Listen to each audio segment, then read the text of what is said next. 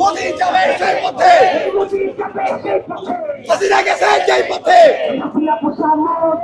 এবার চলো গদি, হাসিনা পোষা মোদি।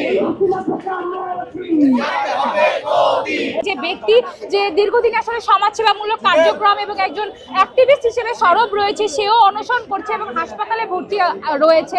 আসলে তাদের যে দাবি দাওয়াগুলো, সেগুলো বাংলাদেশের জনগণেরও দাবি দেওয়া, আমাদের সকলের প্রত্যেক নাগরিকের আসলে অধিকার তার রাষ্ট্রের থেকে স্বাস্থ্য এবং শিক্ষার সঠিক যে অধিকার সেটা পাওয়া, এবং সেই আন্দোলনের সাথে সংহতি জানিয়ে আসলে আজকে ছাত্র জোটের এই আন্দোলন। এবং আমরা অবিলম্বে বলতে চাই যে আপনারা যদি মোদির চরিত্র দেখেন, তাহলে আমরা সেই আমাদের ফ্যাসিস্ট শাসক হাসিনার চরিত্রই দেখতে পারি।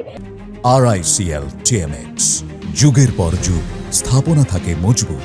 এবং আপনারা এটাও জানেন যে হাসিনাকে আশ্রয় দিয়ে রেখেছে হচ্ছে মোদি সরকার।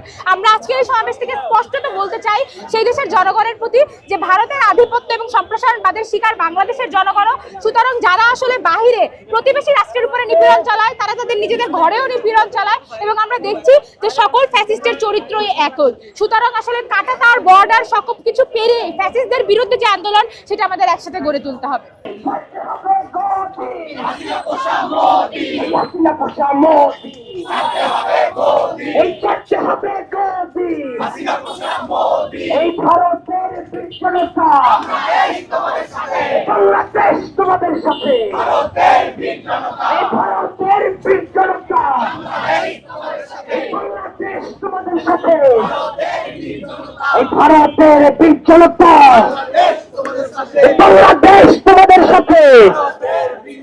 এই সব ফ্যাসিস্টের একই গোল, এই পুলিশ দিয়ে করে খুন, এই হাসিনা মোদির একই গোল, এই পুলিশ দিয়ে করছে খুন, এই সব ফ্যাসিস্টের একই গোল, এই হাসিনা মোদির একই গোল, এই পুলিশ দিয়ে করছে খুন, এই হাসিনা পোষা মোদি, এই এবার চলো গদি, এই হাসিনা পোষা মোদি, এই আমরা আছি থাকবো, যুগে যুগে লড়বো, যুগে যুগে লড়বো, আমরা আছি থাকবো, এই আমরা আছি থাকবো, যুগে যুগে লড়বো, এই যুগ যুগান্তর লড়বো, আমরা আছি থাকবো, এই ফ্যাসিস্টের বিরুদ্ধে